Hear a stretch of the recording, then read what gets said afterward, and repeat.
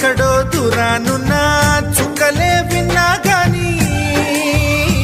కదిలించలేదా కాస్త కూడా నీ మనసుని పరదాలు దాటి ఒక్కసారి పలకరించవేమి అందరినీ ఇలా వెంటపడి అడగాల సరదాగా నువ్వే ఎదురైతే సరిపోదా నిద్రపోతున్న రాత్రి నడిగా గుడ్డికి చేరిన గువ్వల నడిగా